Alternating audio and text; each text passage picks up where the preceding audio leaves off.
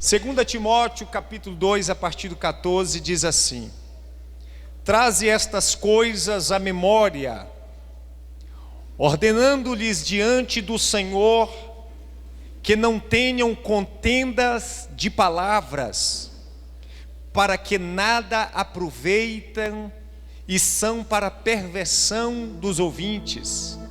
Procura apresentar-te a Deus aprovado, como obreiro que não tem de que se envergonhar, que maneja bem a palavra da verdade, mas evita os falatórios profanos, porque produzirão maior impiedade, e a palavra destes roerá como granguena, entre os quais são Himeneu e Fileto, os quais se desviaram da verdade, dizendo que a ressurreição já era feita, e perverteram a fé de alguns. Todavia, o fundamento de Deus fica firme, tendo este selo. O Senhor conhece os que são seus, e qualquer que profere o nome de Cristo, aparta-se da iniquidade.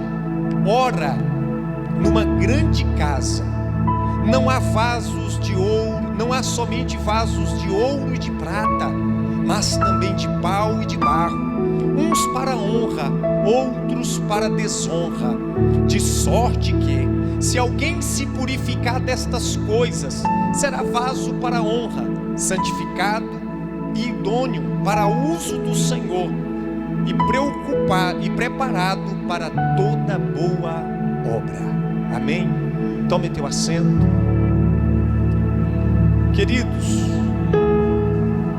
quando nós olhamos a carta ou as cartas do apóstolo Paulo, nós percebemos que a carta ou as cartas do apóstolo tem um caráter de nos levar a refletir sobre a nossa vida, o nosso ser, o nosso interior. As cartas do apóstolo Paulo nos levam a uma correção da nossa conduta, do nosso eu, nos leva a olhar não para o outro, mas para nós mesmos. O jovem Timóteo teve o privilégio de ter o apóstolo Paulo como seu líder. O jovem Timóteo teve a honra de ter o apóstolo Paulo e aprender aos pés deste apóstolo, que conheceu a Cristo, que teve experiência com Cristo.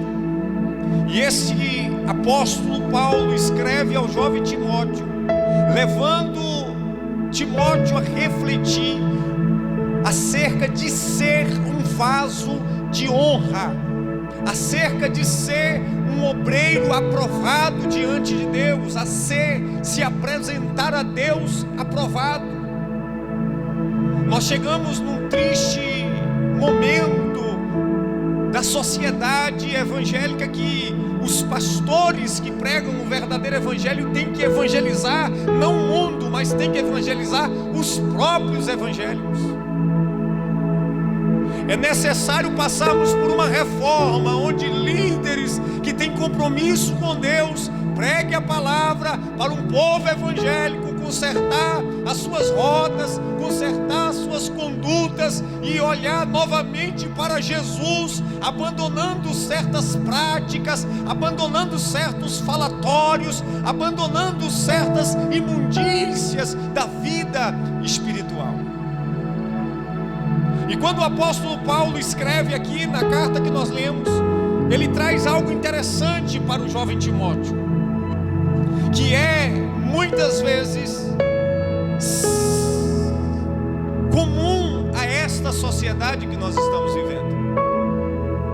Quando nós começamos o texto, o apóstolo Paulo, ele diz ao jovem Timóteo: escute, traze à tua memória, ordenando-lhes diante do Senhor, que não tenha. Primeiro conselho: para o jovem Timóteo: que não tenha contendas de palavra, Timóteo. Sabe o que quer dizer isso? Timóteo, que você não seja uma pessoa de discórdia, Timóteo. Que as tuas palavras, Timóteo, não sejam de murmuração, Timóteo. Que as tuas palavras não sejam de discórdia, Timóteo. Seja submisso. Seja alguém, Timóteo, que na sua boca não tenha murmurações e discórdia. E eu te pergunto, será que em nossa boca também não tem murmurações e discórdias? Que na verdade o apóstolo Paulo diz que para nada aproveita, senão para a perversão de muitos. Muitos têm se pervertido por causa de conversa nossa, por causa das nossas murmurações, por causa das nossas reclamações, e tudo traz um desgosto dentro de nós. Então o apóstolo Paulo diz: não tenha, Timóteo, contendas de palavras, Timóteo. Que na sua vida você não tenha contendas de palavra, você não seja uma pessoa de discórdia.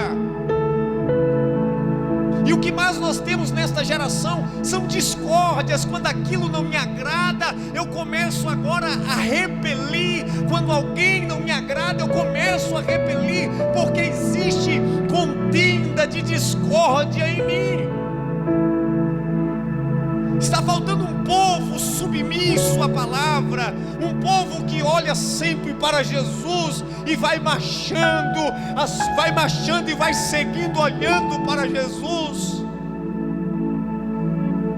sabendo a quem precisa agradar: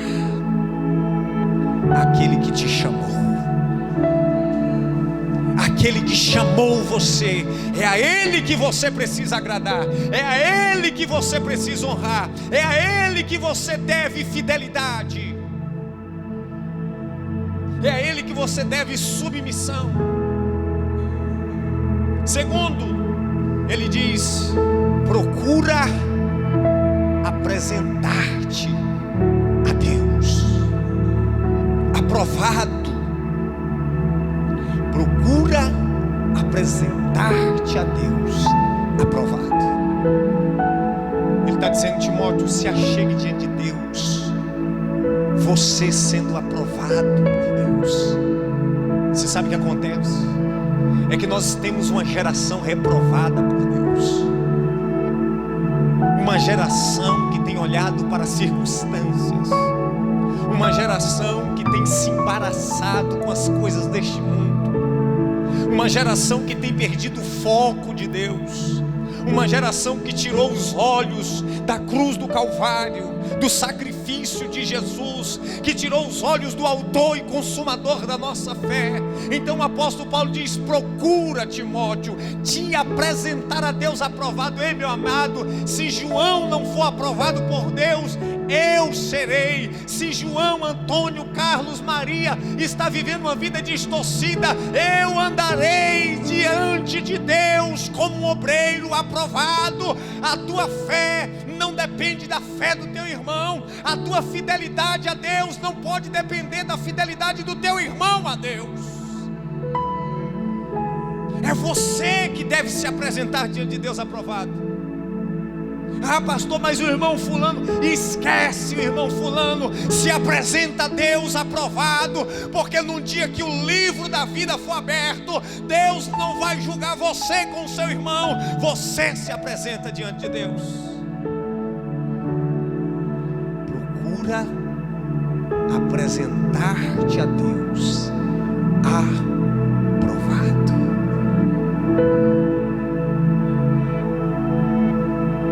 Quando nós olhamos o sacrifício de Caim e Abel, percebemos que um foi aprovado por Deus e o outro reprovado. E nós precisamos nos apresentar diante de Deus com todo o nosso coração, com toda a nossa submissão, e dizer: Senhor, eis-me aqui. O salmista diz: Senhor, sonda-me, Senhor, e vê se há em mim algum caminho mau, que guia-me pelas veredas da justiça, por amor do teu nome. Ele está dizendo: prova-me, ó Deus, e vê, enxerga em mim, procura em mim algum caminho mau, Senhor. Olha para mim, me examina, Senhor, e vê se há alguma falha em mim. Isaías contempla Deus e contempla a grandiosidade de Deus. Ele diz: ai de mim, que eu vou perecendo, porque sou um homem de lábios impuros e habito no meio de um povo de impuros lábios, e os meus olhos viram o Rei, o Senhor dos exércitos. A tua vida com Deus não pode sofrer alteração por causa do mundo. Olhe para Jesus e se apresente a Ele aprovado. E Ele vai dizer algo interessante: como obreiro de que não tem do que se envergonhar. Às vezes, querido, muitas coisas temos sido insensíveis acerca daquilo que está em nós, e não paramos para fazer uma autoanálise da nossa vida e entender que pode ter algo em mim que posso estar envergonhando diante de Deus. E eu quero que você nessa noite seja levado a pensar em você mesmo, a fim de que você possa refletir, analisar a sua própria vida e não a vida do outro, ou da outra, ou de quem quer que seja, mas de você mesmo, e entender que pode ter algo na sua vida pelo qual você se envergonha diante de Deus. Que nessa noite, que nesse instante você possa dizer, ao olhar para si mesmo: eu preciso abandonar isso. Eu preciso mudar a minha vida. Eu preciso consertar a minha vida diante de Deus. Eu preciso enxergar os erros e as falhas que tem em mim. Eu preciso me colocar na balança de Deus. Eu preciso fazer uma autoanálise da minha vida. Enquanto é tempo, queridos, enquanto há tempo, você pode fazer isso. Pôr a casa em ordem, pôr a vida em ordem, sermos sinceros com Deus. Como obreiro de que não tem de que se envergonhar. Eu te pergunto, meu irmão, minha irmã, você tem alguma coisa pela qual você se envergonha? Eu quero vos lembrar que Deus é santo, e a Bíblia diz: sede santo, porque eu sou santo, diz o Senhor. Não se prega mais a respeito de santidade, de purificação, de abandonar o pecado, de se humilhar diante de Deus. O apóstolo Paulo era alguém que pregava o que vivia e vivia o que pregava.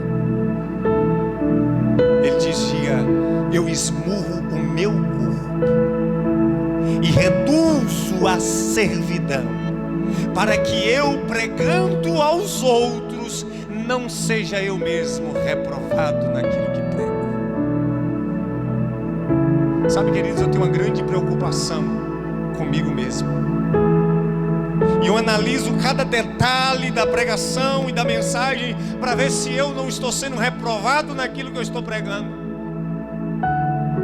Porque um dia este homem que está na sua frente, vai se apresentar diante de Deus. E eu preciso estar com as mãos limpas e com o coração puro.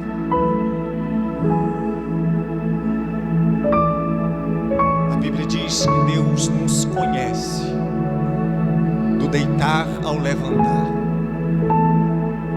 Deus conhece as motivações do nosso coração e do nosso ser. Deus nos assiste em todo o contexto da nossa vida. E Jesus, quando estava na terra, ele combatia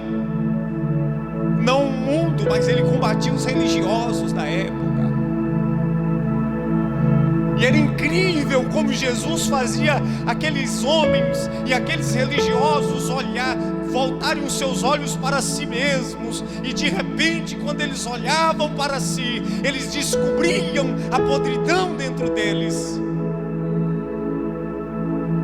Quando observamos aquele povo que pega, aqueles mestres da lei, aqueles doutores que pegam uma pedra, coloca a mulher diante de Jesus e diz: na lei nos manda Moisés que as tais sejam apedrejadas. E aqueles homens chegam ali com tamanhas razões, cheios de si mesmos, achando que eles eram santos, que eles eram os tais. E então Jesus olha para eles e diz: se algum de vocês não tem pecado, jogue a primeira pedra, seja o primeiro a jogar a pedra nela. E aqueles homens vão deixando as suas pedras no chão e vão voltando, porque eles descobrem que a vida deles também tinha erro, que a vida deles também tinha pecado, que eles eram falhos e que precisava agora largar as suas pedras e virar as suas costas e deixar aquela mulher em paz, porque ela não era diferente deles.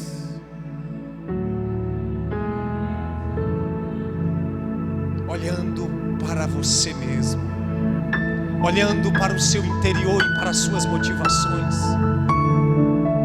que a tua maior preocupação a partir de hoje seja com você mesmo, seja com o teu destino, que a tua maior preocupação seja em se apresentar a Deus aprovado. Se o mundo está reprovado, seja você a ser aprovado. 16, versículo 16, o apóstolo Paulo diz: mas evita os falatórios profanos, porque produzirão maior impiedade. O apóstolo Paulo estava preparando Timóteo, e um dos conselhos mais profundos que ele dá a Timóteo diz: Timóteo, evita falatório profano, Timóteo, porque esses falatórios produzem maior impiedade. Eu sempre tenho aqui o cuidado de orar na igreja, de apresentar a vida de cada um de vocês, de aconselhar, de sentar com cada um de vocês e dizer assim: ó, esquece, evita, olhe para Jesus, coloque aquele negócio no cavalo, sabe, no animal, coloca aquilo ali, ó, do lado dos seus olhos. Aquilo ali é para o animal não espantar com quem está passando do lado direito e quem está passando do lado esquerdo. Meu irmão, a partir de hoje, coloca aquilo na sua visão aqui, ó. Se o irmão Chico está fazendo, se o irmão Antônio está fazendo, você vai esquecer e vai marchando rumo ao prumo, rumo ao destino que Deus tem para a sua vida.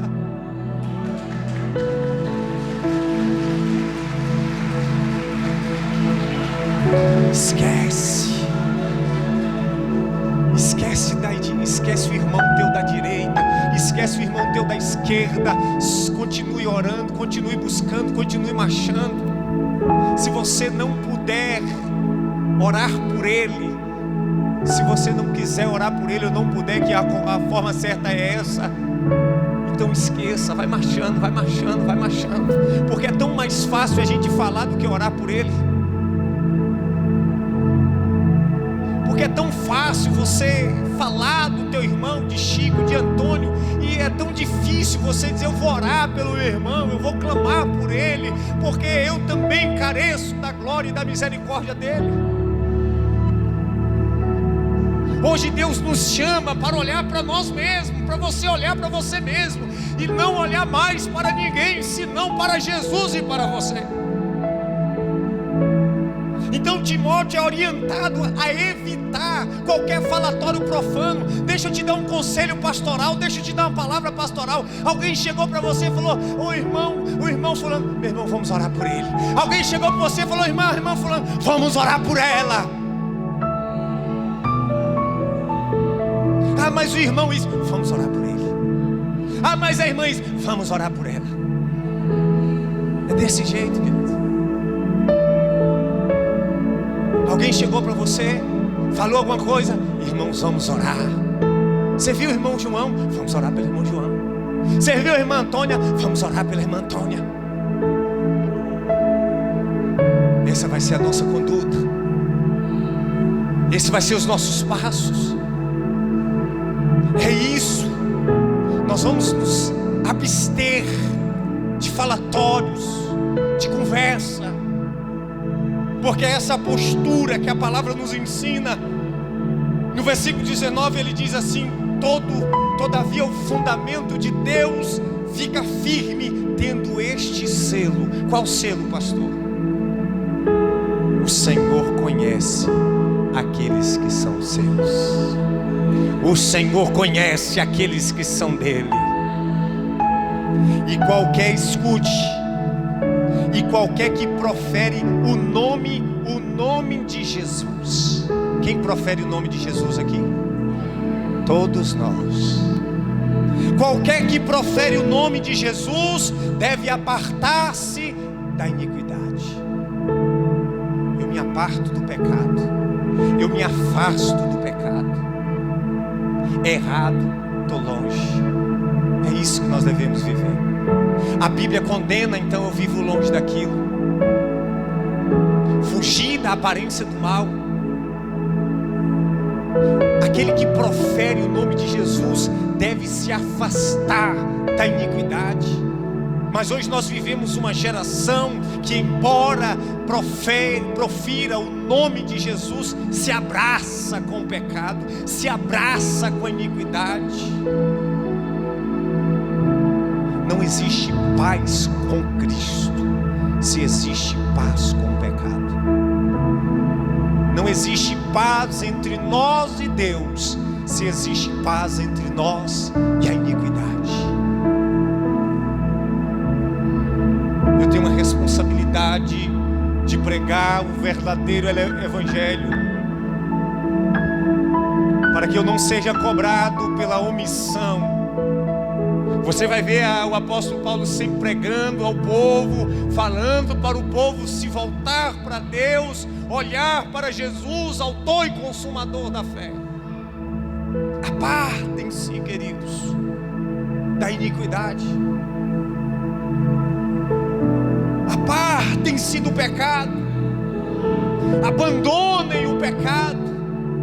Abandone o erro. Abandone aquilo que desagrada a Deus.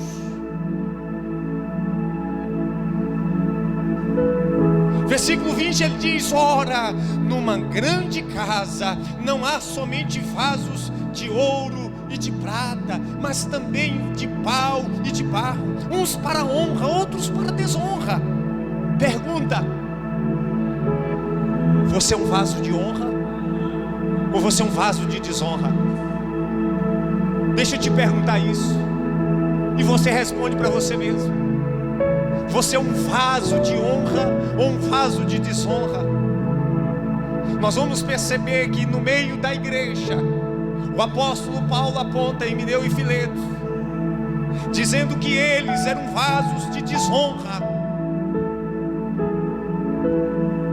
Queridos, eu não quero de maneira nenhuma que você que é pastoreado por mim chegue num grande dia de se apresentar a Cristo e venha ouvir: apartai-vos de mim, vós que praticais a iniquidade.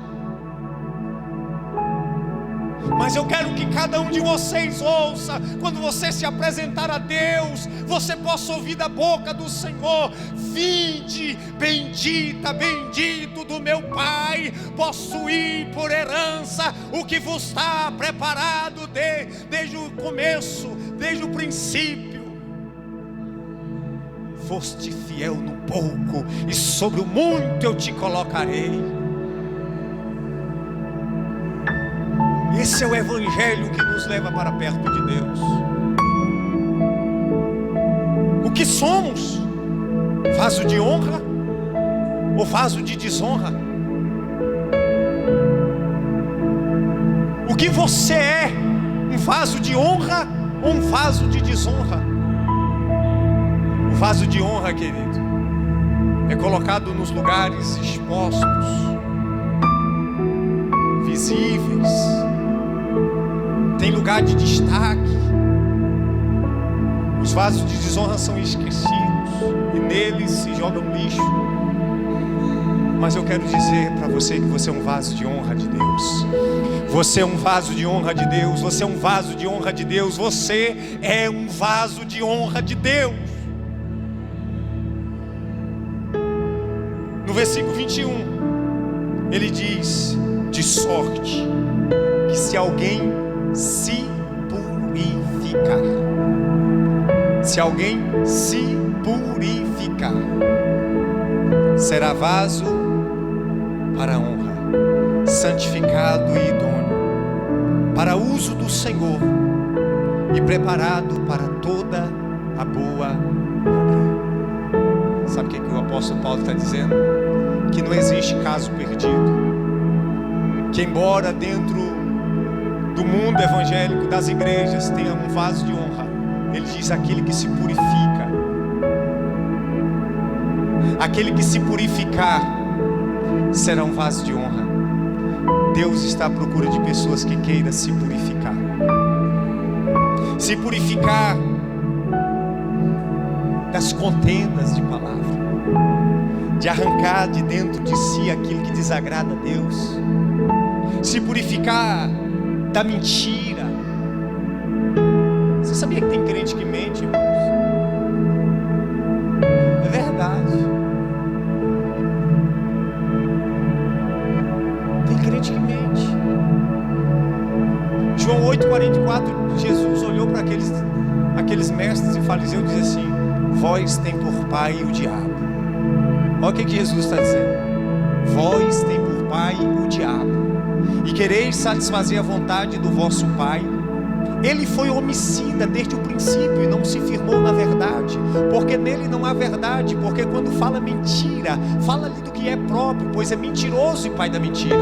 Portanto, todo aquele que profere mentira constitui-se filho do diabo. Fale a verdade. Lá no seu trabalho, na sua faculdade.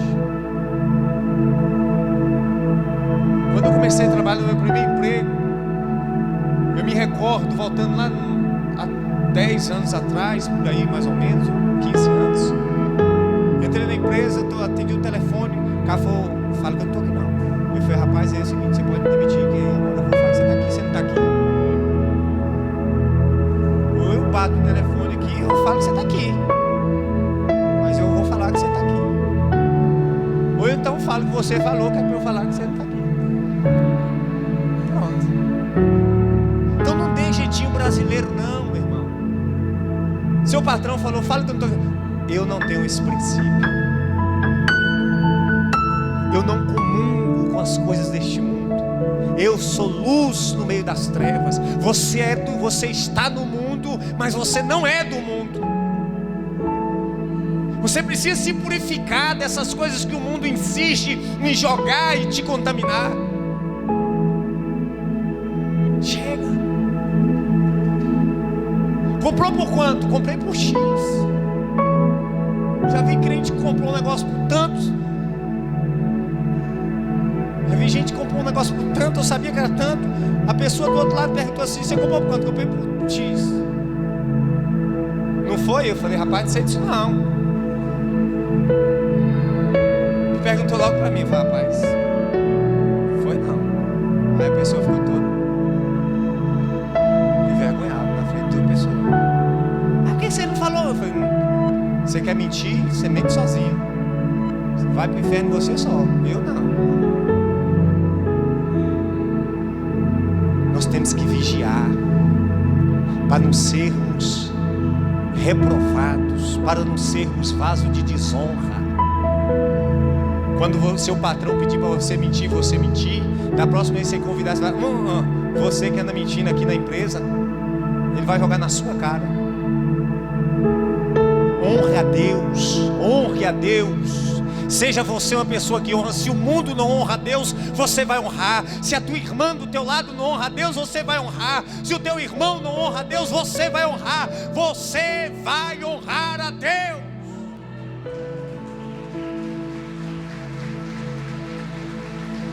Se purificar da mentira, da vaidade, dos falatórios profanos, do orgulho. O que está de errado em mim que eu preciso lançar fora? O que está errado em mim que eu preciso abandonar? Pense desta maneira e comece a se questionar de tal forma. A partir de hoje, chegue em casa e comece a fazer uma lista, dizer o que está errado em mim, para que eu abandone. O que a palavra de Deus condena em mim, para que eu lance fora. Não é o que está errado no teu irmão, não. É o teu irmão com Deus lá e você com Deus cá. A tua fidelidade não pode ser afetada pela vida de qualquer pessoa. Seja você um obreiro aprovado diante de Deus. Seja você. Às vezes a gente busca do outro a perfeição que nós não temos. Vou repetir. Às vezes nós buscamos no outro, procuramos no outro a perfeição que nós não temos.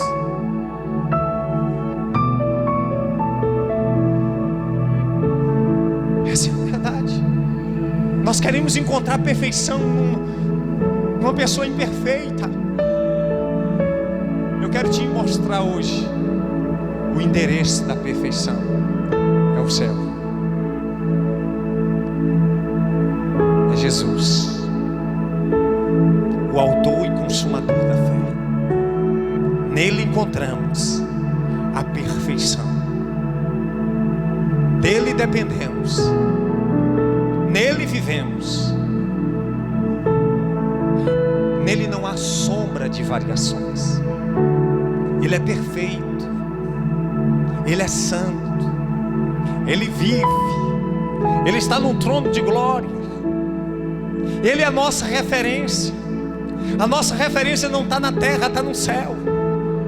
O véu, quando Jesus disse tetelestai, se rasgou de cima para baixo e não de baixo para cima, porque é do céu. O céu é a nossa referência e não a terra. A salvação vem de cima e não de baixo. Eu tenho que olhar para cima e não para a terra. É para o céu que eu olho, é para Jesus que eu olho. É dele que vem a graça e a salvação para a minha vida. Não perca tempo, meu irmão, embaraçado com tantas coisas. Essa é a verdade. Eu louvo a Deus por um pastor que eu tive lá em Iguaí, quando eu comecei a pastorear. Aquela palavra foi como uma pedra de ouro que ele entregou a mim, e eu guardei e até hoje eu tenho. Quando eu comecei a tomar conta de uma congregação com 24 anos de idade, ele colocou a mão no meu ombro e disse assim: eu andava 36 quilômetros de estrada de chão, de moto, estrada perigosa, cheia de buraco.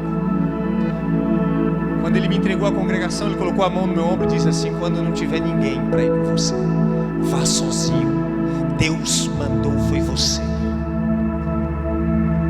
E quantas vezes eu montei em cima da motinha e ia todos os domingos. Chamava um, não dá, chamava, não tem nada não, Deus mandou, foi eu vou lá fazer. E ali eu dei o meu melhor para Deus. Não atrele a tua vida e a tua fé, a fé de ninguém. Não atrele a obra que você faz à obra que o outro faz. Não atrele o teu ministério ao ministério de ninguém. Deus te entregou algo, vai lá e faz. Devemos nos purificar para sermos vasos de honra. E por último, o apóstolo Paulo, ele nos ensina algo interessante. Em 2 Timóteo 2:22 ele diz: foge também das paixões da mocidade, dos desejos da carne. Segue, escute isso porque eu vou encerrar. Segue a justiça, a fé, o amor e a paz. Segue a fé, segue a justiça, a fé, o amor e a paz. É isso que você tem que seguir. Existe em você justiça? Você é justo? Existe em você fé? Existe em você amor? Existe em você paz? É isso que você tem que seguir, é isso que nós devemos seguir.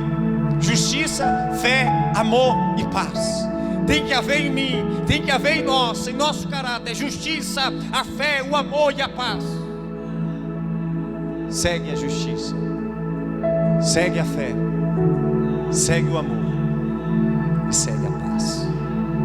Assim você será o vaso de honra para com Deus. Em nome de Jesus, receba esta palavra no teu coração. Eu quero declarar algo novo de Deus, vida nova de Deus na tua vida. Eu quero declarar um tempo novo de Deus na tua vida. Eu quero declarar uma unção nova de Deus na tua vida, um reflexo novo de Deus na tua vida. Eu quero declarar a glória de Deus na tua vida, no teu ministério. Você que tem ministério, receba algo novo, receba renovo de Deus, receba o novo tempo do Espírito Santo em você, e você e Deus caminharão juntos nesta terra, até que Ele te recolha dela, para viver eternamente com Ele. Dê o teu melhor para Deus, ainda que os outros não estejam dando. Faça com excelência para Deus, ainda que os outros não estejam fazendo. Sirva a Deus com o maior amor do mundo, ainda que os outros não estejam servindo. Apresenta-te a Deus aprovado, porque naquele grande dia você entrará, e aquele que anda erroneamente não entrará. A tua vida com Deus é você e Deus. Receba esta palavra no teu coração, em nome de Jesus.